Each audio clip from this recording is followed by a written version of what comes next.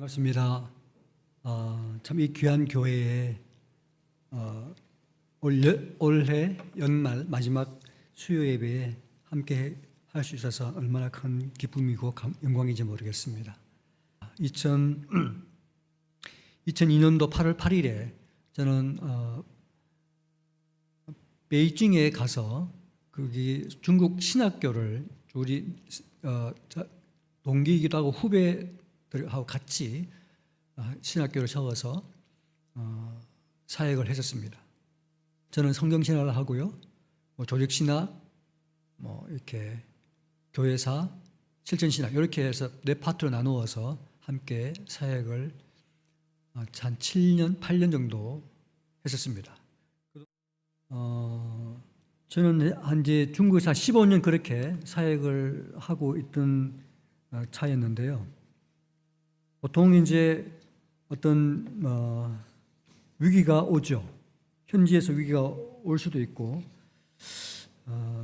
저 같은 경우에는 저희 가정에 어떤 쓰나미처럼 들이닥친 문제가 발생을 했습니다. 제가 또 귀국할 수밖에 없었던 그런 일이 있었는데요. 바로 자녀의 문제였습니다.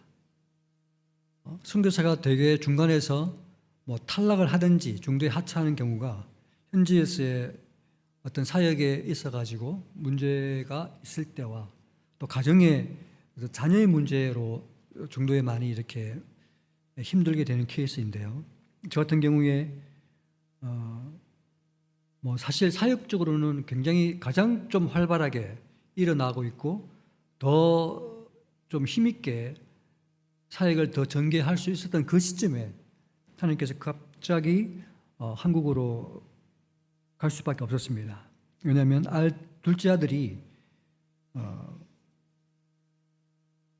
이제 어린 시절에 부모를 따라서 현재 가서 고등학교까지 잘 지냈는가 했는데, 그래서 그 아이도 이제 들뜬 마음으로 대학은 부모와 떨어져서 대학 생활을 나름대로 이제 조국으로 가니까 얼마나 자기도 기쁨과 감사함을 가지고 갔겠죠.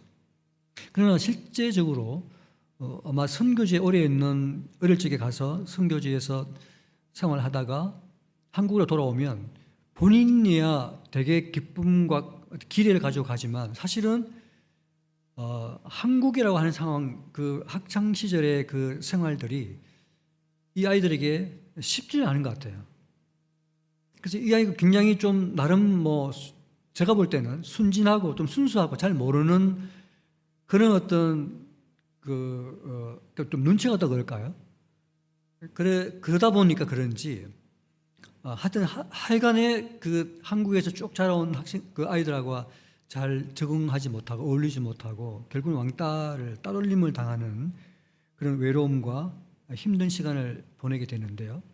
그러면서 이제 때가 되어서 군대를 입대하게 됐고, 군대에서도 사실은 너무 힘든 시간들을 보내게 됩니다. 그래서 군대 생활에서 부적응하면서 본인이 굉장한 스트레스를 결국 견디지 못하고 자살 시도를 했던 것이죠. 보통 자살 시도 그러면 이렇게 면도칼로 이렇게 손목을 꺾고 또 좀 이렇게 회복되고 하는데, 이 아이는 아예 그냥 정말 죽을 작정을 하고 아예 식칼을 가져다가 손목에 있는 힘줄을 다 그어버렸어요. 완전히 뼈만 남는 그런, 그래서 죽을 수밖에 없었는데 어떻게 얘가 살아났는지 이건 기적이다라고 의사 선생님이 얘기하던데, 그 상황까지 갔을 때 이 아이가 가지고 있었던 그 엄청난 정신적인 스트레스가 어마어마했다고 볼 수 있죠. 바로 죽을 수밖에 없었던 그 생명이 살아난 것이 참 저에게는 감사하고 고마웠지만, 그러나 그 후로가 더 문제가 됐습니다. 그때를 시점으로 아이가 정신 이상 현상을 보이기 시작한 것이죠. 그래서 정신병원에 처음 입원했을 때 아이는 폐쇄병동에 격리되었고, 의사 선생님은 이 아이에게 조울증과 조현병의 두 가지 증세를 다 보인다고 하더라고요. 이 경우가 제일 힘들다고, 고치기가 치료하기가 힘들다고 말씀을 하셨는데, 이제 이 소식은 저희에게는 사실 청천벽력과 같은 것이었어요. 저는 생각지도 못했던, 마음으로 준비하지도 못했고 재정적으로도 사실은 그 어마어마한 돈이 들더라고요. 그때 뭐 보험이라는 걸 잘 몰랐기 때문에 그런지 사실 그때 많이 도와주셨어요. 우리 성교회, 제가 호프 성교회인데요. 성교회에 속한 그때 당시에 제 대표님이 저기 좀 앉아 계시는 여러분의 성교 목사님이신 김태정 목사님이신데요.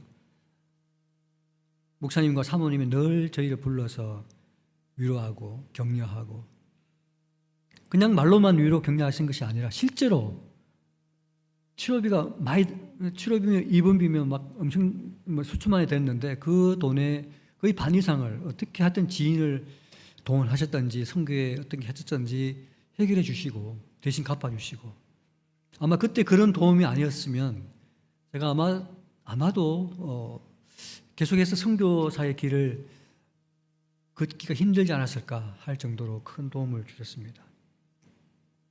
그리고 그뿐만 아니라 이제 낙심에 있었지만 유학생을 섬길 수 있도록 학교를 또 추천해 주셔서 저는 또 전주에 있는 비전대학교에서 강의도 할 수가 있었죠. 제가 사실 그 아들로 인해서 9년 전에 들어왔지만 사실은 선교지에 대한 갈망이, 선교지에 다시 나가서 복음을 전하고 학생들을 가르치고, 제가 주로 은사가 교수 사역이기 때문에 교수라는 걸 통해서 학생들을 제자 양성을 하는 것이 저에게는 굉장히 열정도 있고 소망이 있기 때문에 저는 선교 현지에 나가서 복음을 전하기를 정말 고대했었죠. 그렇지만 자녀를 돌봐야 되기 때문에 또 이미 나이가 많이 들었기 때문에 이제 그렇게 생각하는 저의 생각과는 전혀 또 다르게 하나님께서는 새롭게 인도하시는 것이 제 아들이 갑자기 좋아지는 거예요. 도무지 소망이 없을 것 같은, 아무리 기대하고 또 좀 좋아지는 것 해서 야, 이제 이렇게 가면은 다 나을 수 있겠다. 이 아이를 하나님께 맡기고 또 나는 선교지에 나갈 수 있겠다. 이런 소망을 품다가도 이게 또 이렇게 더 나빠지고 힘들어지고, 또 본인도 약을 좀 좋아진다 싶어서 약을 안 먹고, 약을 안 먹으면 어김없이 또 발작처럼 똑같은 증세가 나오고 또 병원에 입원하고, 이것을 반복하면서 도저히 그 어떤 희망이 없어 보이는 그 시점이었는데, 가장 밑바닥에서 떨어져서 그 아이 자신도 이제는 나는 이렇게 끝나나 보다 하는 그 시점이에요. 저희들도 어떤 면에서는 포기하는 그런 시점에 하나님은 놀랍게 역사하시더라고요. 오히려 그 밑바닥을 치면서 이 아이가 올라오는데요, 저하고 이렇게 아내하고 이렇게 같이 나누면서 짧은 시간에 일주일 동안 함께 있으면서 제가 지금 저기 보시는 대로 상담을 쭉 계속 했었어요. 계속 이 문제, 그러니까 저 같은 경우에 하나님 도대체 나에게 왜 이런 일이 있습니까? 내가 나름대로 여태까지 젊을 때 주님께 헌신하면서 제가 섬에, 그러니까 선교지에 나가기 전에 낙도에 저 갔었거든요. 낙도에서 목회도 하고 또 외국인 근로자들에게 그들에게 인권 문제, 임금 체불 이런 것 가지고 막 이렇게 싸우기도 하고, 그러다가 또 이제 이렇게 선교지에 나갔는데 저는 나름대로 열심히 살아왔고 하나님의 영광과 나라를 위해서 힘써온 저에게 도대체 이런 일이 왜 일어났는지 저는 이해할 수가 없었어요. 그리고 그 아들에게 있는 그 증상들이 정말 좀 처음에 부끄러워서 꺼내놓기가, 어떻게 선교사의 아들이 아들을 어떻게 양육하고 교육을 시켰길래 이런 일이 있느냐에 대해서 막 저를 어떻게 보면 정죄할 것 같아서 이걸 드러내놓고 말도 잘 못하겠더라고요. 그런 것들로 해서 많은 저 안에서의 정죄감과 자괴감과 아무것도 할 수 없을 것 같은 어떤 낙심과 또 하나님에 대해서 도대체 이런 일에 대해서 왜 이런 일이 있는지에 대해서도 하나님께 물어보기도 하고 막 이렇게 힘들었던 그 시간 속에서 제가 하나 붙잡을 수 있었던 것은 상담과 내적 치유였습니다. 상처로 인해서 내적 치유는 딴 게 아니고 보니까요. 사람과의 관계에서도 그렇고 하나님과의 관계에서도 그렇고 관계에서 갈등과 어떤 서로 간에 이해하지 못할 것들이 충돌할 때 이것들이 왜 충돌하는지 왜 이런 일이 있는지에 대해서 결국에는 본인에게 있는 상처 그 상처로 인해서 관계가 어려워진다는 것을 말하고 그 상처가 뭔지를 뿌리 깊이 있는 어쩌면 무의식 속에 있는 그것들을 드러내므로써 그 문제가 뭔지 그 문제 앞에서 내가 알고 있는 내가 전부가 아니더라고. 내가 생각하고 있는 내가 전부가 아니라 내 안에 있는 깊은 내면의 상처와 그걸로 인해서 만들어지고 형성되어진 옛 습관들과 오래된 오해와 편견과 어두움들이 저도 모르게 제 안에 얼마든지 많이 있었고 그것이 내가 상처를 주려고 했은 것이 아니라 나는 자연스러운 것인지 모르겠지만 그것이 자녀에게 갔을 때 그 자녀는 그것이 또 자신에게 상처가 되고 또 그 상처를 안고 다른 사람을 만나니까 또 상처가 부닥치면서 아프고 무너지고 힘들어진 것들을 막 이렇게 추적하게 되면서 5년쯤 됐습니다. 첫 9년 토탈 9년 동안에 4년 동안은 정말 제가 아무것도 못 하겠고요. 정말 그때 당시는 너무 힘들어서 목사직 선교사라고 하는 것들 다 이렇게 내려놓고 싶은 내가 이런 상황에서 무슨 목사냐 내가 이러고도 어떻게 선교사라고 말할 수 있냐 하는 자괴감과 정죄감이 너무 심각해서 그냥 밑바닥에 주저앉는 그냥 정말 뒷동산에 가서 주님의 이름을 서럽게 부르는 것 외에는 도무지 할 수 없을 것 같은 그런 긴 터널 속에 있었죠.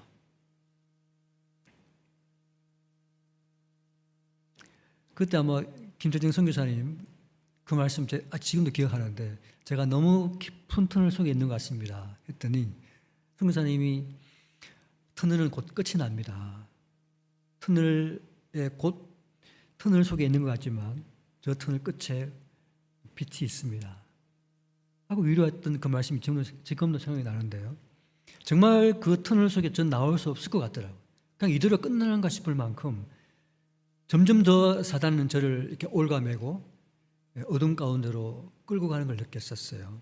근데 그럴 때에 그 4년이 지나서 지금으로부터 한 5년이죠. 5년 전부터 느닷없이 성서적 내적 치유라고 하는 주서택 김선아 박사님이 주도하고 인도하시는 그 프로그램에 참여하면서부터 하나씩 가르쳐 주시더라고요. 성령님께서 너는 누구인지 복음은 무엇인지 하나님은 어떤 분이신지 이건 너무 기초적인 거잖아요. 성도들이면 다 알고 있는 거잖아요. 제가 신학교를 졸업했고 목회를 했었고 선교사역 했으니 이건 너무 기본인 중에 기본인데 이런 걸 제가 왜 몰랐겠어요? 그런데 이 머리로 지식으로 아는 거하고 실제로 제가 가슴으로 알고 경험되어진 그래서 내재화되고 실제화되어서 그것이 삶에 적용되는 것은 이게 또 다른 문제라는 것을 제가 알게 됐습니다. 나는 누구인가라고 했을 때 내가 알고 있는 나는 정말 열심히 사역하고 힘들어서 수고하고 희생하고 헌신해서 주의 나라와 그 일을 위해서라면 제 생명, 제 젊음 다 드리겠다 하는 그렇게 막 힘있게 나아갔던 저의 모습이 전부 다인 줄 알았어요. 그럴 때는 사실은 약자가 눈에 보이지 않았습니다. 힘들고 어려운, 소외되고 아픔이 있고 눈물이 있는 상처가 많은 사람들에 대해서 사실은 큰 동정하지 않았어요. 자기 문제니까 자기가 해결해야지. 주님 계신데 기도하면 되잖아. 믿음이라는 게 뭐야? 이러면서 어떻게 보면 그 사람과 함께 울기보다는 그 사람의 손을 잡아주고 말없이 그를 위해서 기도해 주기보다는 오히려 이제 어떤 면에서 정죄하면서 어떤 면에서는 이렇게 밀어붙이는 그러한 모습에 제가 전부 다라고 말할 수 있다면 세상에는 약자가 있구나. 세상에는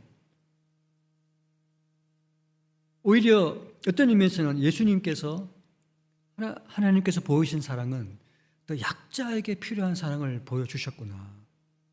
마음이 아픈 사람에, 마음이 상한 자에게 그들을 위로하시고 포로된 자를 해방시켜 주시고 갇힌 자를 놓이게 하시는 하나님의 사랑은 이런 분들에게 가는구나.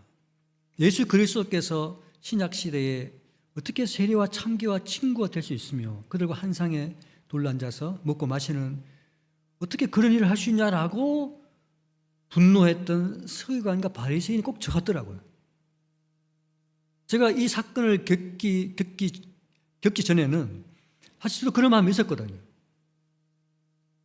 세리와 참기라고 하는 성경에 나오는 인물을 보면 제가 이해를 했지만 오늘날엔 제 주변에 있는 어떻게 보면 굉장히 연약한 사람들에 대해서 그런 생각을 했던 것 같아요. 그래서 어떻게 보면요, 제 아들 3명이 제 자녀인데 제일 제 마음에 안 드는 아이가 둘째 아들이었어요. 뭘 잘 못하고 잘 못 알아듣고 힘들어하고 마음이 너무 여리고 착하고 내가 이렇게 해서 세상에 나가서 어떻게 살겠냐 하고 늘 답답해했던 그 아이가, 그러니까 제에게서 나가는 것이 불이었겠죠. 야단치고 혼내고 이렇게 하면 걔가 더 세워질 줄 알았지만 걔는 그럴수록 더 무너지는 거예요. 마음이 무너진다는 것조차도 모르고 있었던, 이렇게 해야 된다고 생각했던, 너무나 좁고 너무나 자기 위주 이기심을 가지고 나를 기준으로 봤던 그 모든 것들이 다 깨지면서 나는 누구인가? 예수님은 어떤 분이신가? 하나님의 사랑은, 이것이 새롭게 저는 이해가 되어지고 그 복음이, 사람을 살려내는 그 복음이 어떤 분에게 가장 필요한지를 알게 되는 그런 시간들을 가졌던 것이죠. 그 아이도 저희 부부가 아니라 하나님께서 직접 그 아이를 만지시더라고요. 그러면서 그 아이가 하는 고백이, 아빠, 나 이제 드디어 34년 만에 동굴에서 나온 것 같아요. 그동안의 동굴 속에서 혼자서 그림을 그리고 환상을 보고 막 기와집을 지었다가 초가집을 지었다가 그렇게 세상에서 소외되고 버림받았을 때 자기 스스로 피할 곳이 피난처가 동굴인 거예요. 그것에서 그러니까 부모도 알아주지 않으니까요. 부모도 받아주지 않으니까 스스로 혼자서 그것에서 그렇게 힘들게 자신을 살기 위해서 했던 것이죠.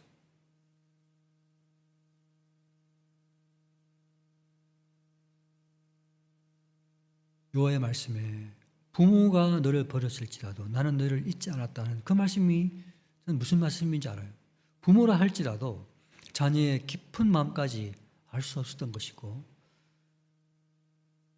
그 아픈 시간들을 함께 겪어가면서 저희가 내적 치유한 걸 통해서 우리 스스로가 다시 한번 무너진 마음들에 세워져 가면서 그 아이를 조금씩 이해하기 시작하고 대화하기 시작하고 그 아이의 어떤 마음인지, 그 아이의 마음속에 있는 깊은 좌절과 실망과 아픔이 무엇인지를 정말 이제는 알겠고, 그 아이의 눈빛만 봐도 그 아이가 얼마나 슬퍼하는지 얼마나 힘들어하는지가 다 들어와요. 이제는.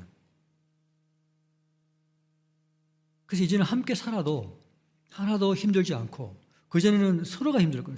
서로를 자극을 주니까 우리는 왜 그렇게 정신을 못 차리냐, 너 맘만 먹으면 되지 않냐, 너 정상이잖아, 왜 그러고 있어, 마음을 똑바로 먹어봐. 이 마음이 말은 하지 않아도 이게 막 나가죠, 이렇게.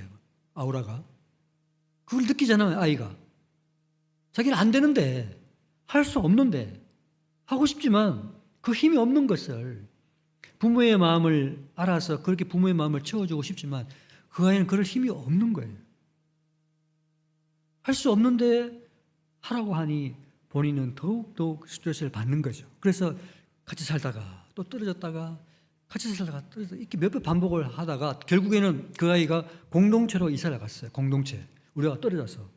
그런 아이들이 사는 곳에 함께 한 번씩 우리가 처음에 같이 살다가 또 떨어져 살다가 또 면회 가고 뭐 이런 식으로 그런 식으로 살아왔는데요. 한 6달 전에 이 아이가 저희하고 같이 살기 시작하게 됐습니다.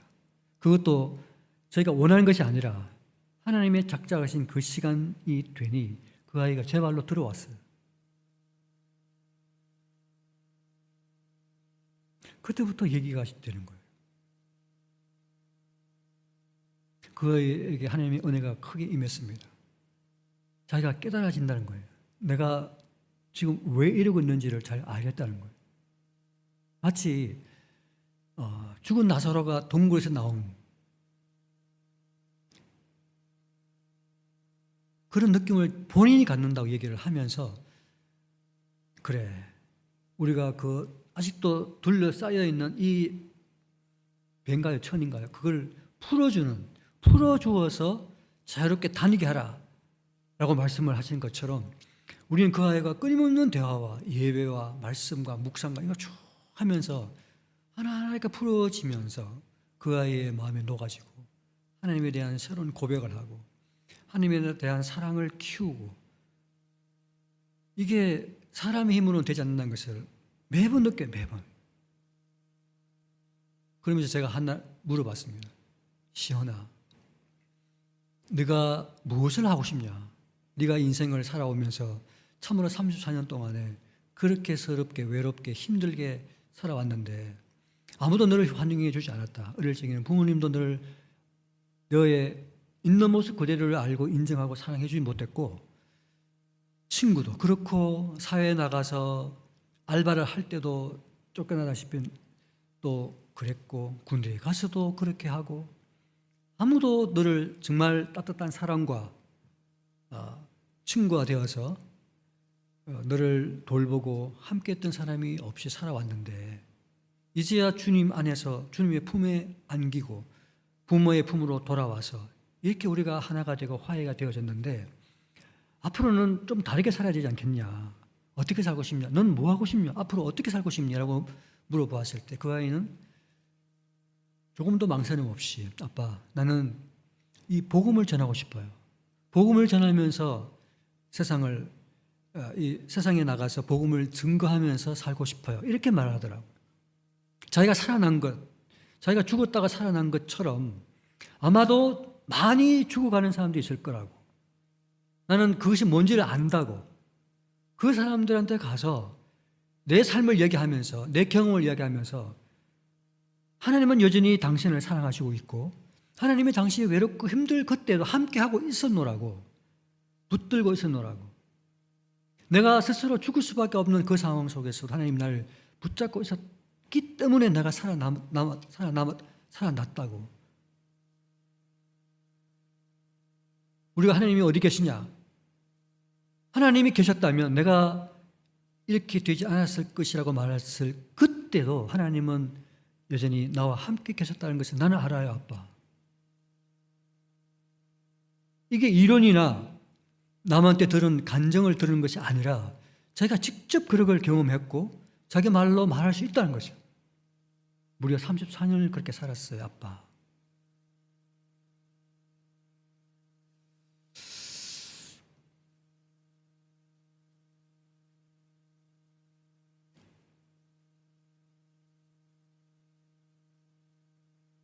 저는 그 아이를 생각하면 너무너무 미안해요. 내가 너무 강한 아빠를 만나서 나는 그 아이에게 잘 해준다고 그 아이가 잘 되라고 해서 했던 것들인데 이 아이에게 상처를 줬구나. 이 아이가 무너져서 일어나지 못하게 했구나. 이 아이의 불행한 시간들을 내가 그렇게 한 건 아닌가에 대한 자책감이 굉장히 깊었는데요. 성서적 내적 치유를 통해서 하나님께서 그것도 회복시켜 주시더라고요. 성목사야, 그건 네 잘못이 아니야. 너도 잘해보려고 했잖아. 내 뜻이 있어. 이게 끝이 아니야. 그가 그렇게 좌절하고 실망하고 아파하는 것이 끝이 아니란다. 이제 시작이야. 너의 그 연약함과 너의 참 알지 못한 그때도 나는 계획하고 있었어. 나는 알고 있어. 나는 예정되어 있어. 그 시간을 통과해야만 이 시간이 온다는 것을. 이 시간을 겪지 않고는, 이것을 함께 고난받고 아파하지 않고는 이 시간이 올 수가 없다는 것을. 또 너 또한 아들의 아픔을 겪지 않고는 네가 보아야 될 또 다른 면, 예수의 마음, 하나님의 마음을 배울 수 없었기 때문에, 하나님 아버지의 보살핌과 은혜와 사랑을 알 수 없기 때문에 내가 이 일을 허락한 거야. 전 이제 다 알겠더라고요. 저는 지금 이제는 더 이상 제 자신을 자책하지 않습니다. 하나님의 뜻이었고, 그것을 통해서 더 단단히 서게 되고, 어쩌면 모든 사람이 다 제 나이가 되면 은퇴에 가까워서 국내로 돌아와서 어떻게 새롭게 시작을 적응을 해야 되는 그 나이에 하나님께서 저를 다시 보내신다는 것을 전 알아요. 그것도 아들과 같이 제가 할 일이 있는 것 같아요. 우리 선교사님들도 사실은 오픈되어지지 못해서 그렇지 가정마다 참 문제가 많거든요.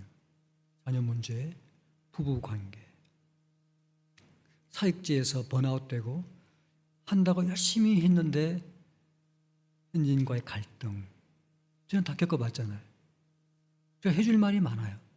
제가 이제 시니어 선교사로서 제가 지금 가서 젊을 때처럼 그 현지에 있는 교회나 그 국가, 민족을 교회를 세우고 복음을 전하고 막 이런 일보다는 저에게 주어진 사명은 열심히 하고 있고 잘하고 있는, 그러나 어쩌면 실패할 수도 있고 실패감을 맛보는 그런 선교사님들에게 다가가서 주님의 마음으로 그들을 위로하고 격려하고 새롭게 하고, 번아웃된 너희 형제를 새롭게 일으켜 세우고 복음으로, 사랑으로, 예수의 마음으로 그들을 회복시키는 그 일이 네가 해야 할 일이다.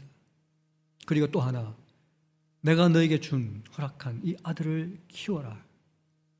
앞으로 당당한 선교사로 너의 돌봄을 통해서 너의 경험을 나누어 줌으로써 네가 가는 곳에 함께 함으로써 선교를 이루는 것이고, 또 선교 현지의 모습들, 그것이 선교사님이든 현지 지도자이든 많은 것을 보고 새로워지고, 34년 동안 보아왔던 그 삶이 전부 다가 아니야.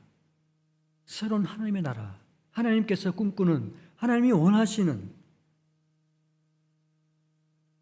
이곳에 하나님의 일꾼이 있고 하나님의 사람이 있고 예수의 제자가 있고 그들이 어떻게 일하고 어떻게 헌신하고 있는지를, 또 그들을 통해서 하나님의 나라가 세상에 어떻게 증거되어지는지를 보여주고 네가 증거하고 함께 웃고 함께 찬양하고 예배하는 그날을 하나님께서 허락하셨다고 저는 믿습니다.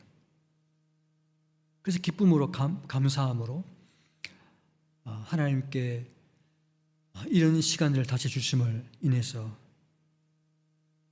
이렇게 감사를 드리고 전 당당히 나아가려고 하고 있습니다. 그러고 보니 제 육신의 나이가 65세이지만 여전히 결실하는 자가 되고 싶고 진에게 풍족하고 빛이 청청한 자가 되고 싶습니다.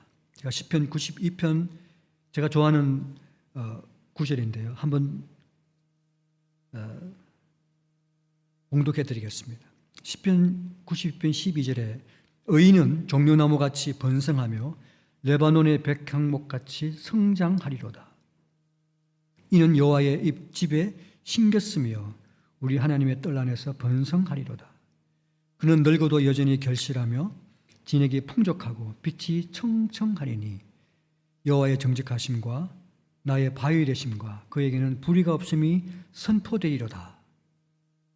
네. 성경에도 갈렙은 그가 나이 85세였지만은 그렇게 모세가 나를 보내던 날과 같이 내가 오늘날에도 강건하다고 여호수아 앞에서 그렇게 외치죠. 나 이미 그때나 지금이나 똑같아. 싸움이나 출입이나 감당할 수 있다. 그날에 여호와께서 말씀하신 그대로 이 산지를 내게 주소서. 당신도 그날에 들으셨거니와 그곳에는 아낙 사람이 있고 그 성읍들은 크고 견고할지라도 여호와께서 혹시 나와 함께 하시면 내가 필경 여호와의 말씀하신 대로 그들을 쫓아내리다 라고 말했던 갈렙처럼 저는 담대하게 그 선교 현지로 다시 돌아가려고 합니다. 저는 특별히 태국에서도 치앙마이로 가려고 합니다.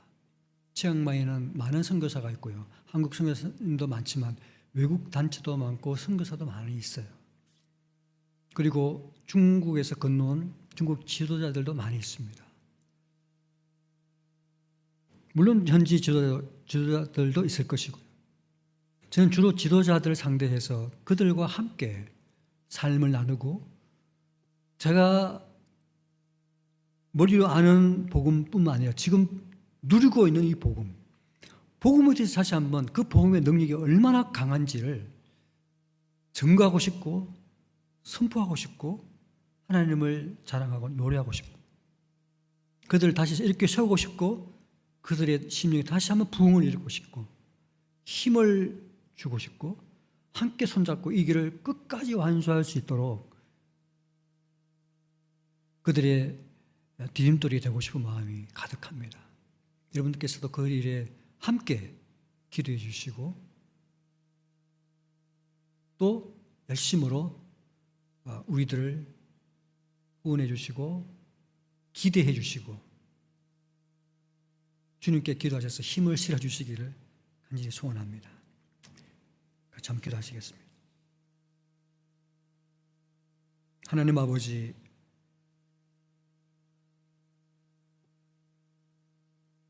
저희들에게는 망망한 귀국과 함께 고통과 아픔의 진창에 빠져서 헤매는 시간들도 있었습니다. 가정은 풍비박산이 되고 자녀들은 뿔뿔이 흩어지고 저는 기도도 할 수 없었고 성경도 볼 수 없었던 그저 주님의 이름만을 부를 수밖에 없었던 아픔도 있었습니다. 그럴 때 물밀듯이 밀려왔던 자책감과 정죄감, 자기 비난과 탄식이 내 영혼을 짓누른 때도 있었습니다. 정말 아무것도 할 수 없다고 모든 것을 자포자기했던 바로 그때에 하나님은 포기하지 않으셨고 하나님은 우리를 찾아오셨고 저희를 만나주셨고 도무지 우리의 힘으로는 새롭게 할 수 없었던 그 깊은 상처들을 어루만지시고 한 걸음 한 걸음 새롭게 해주셨던 주님의 사랑과 은혜를 기억합니다.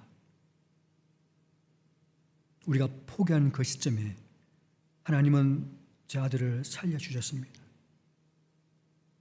그 아이가 어둡고 절망적인 삶 가운데서 삶의 모든 의미와 기쁨을 상실한 채 자신의 존재 가치마저 알 수 없다고 극단적인 선택할 그때에도 하나님께서 함께 하셔서 하나님의 무조건적인 사랑을 보여주시고 십자가의 복음으로 십자가의 사랑으로 그 아이를 새롭게 하신 은혜를 지금도 기억합니다. 이제 그 아이와 저희의 마음이 하나님을 향해 있고 우리에게 남아있는 마지막 유일한 소원이 하나님과 동행하며 하나님을 증거하는 자가 되고 싶은 그 시온이 하나님 한 분만으로 만족하고 있사오니 하나님 우리 가운데에 동행하시고 하나님의 비전을 우리 가운데 이루어 주시고 하나님께서 성령의 인도하심으로 저희를 이끌어가 주시옵기를 간절히 바라고 원합니다. 축도하겠습니다. 이제는 죄인된 우리를 위하여 피 흘려주신 예수 그리스도의 은혜와 독생자 예수 그리스도까지라도 아끼지 아니하시고 우리를 위하여 베풀어 주신 하나님의 만극하신 사랑과 이 모든 진리를, 이 모든 말씀을 깨닫게 하시고 알게 하시고 감동 감화하여서 하나님의 도구로 사용하시길 원하시는 성령님의 감동하심이 오늘 수요예배로 모인 하나님의 사랑하시는 남서울 평정교회 모든 성도님들의 심령 위에 저들이 하는 모든 사업과 사역 위에 이제로부터 영원까지 항상 함께 하시기를 간절히 축원하옵나이다. 아멘.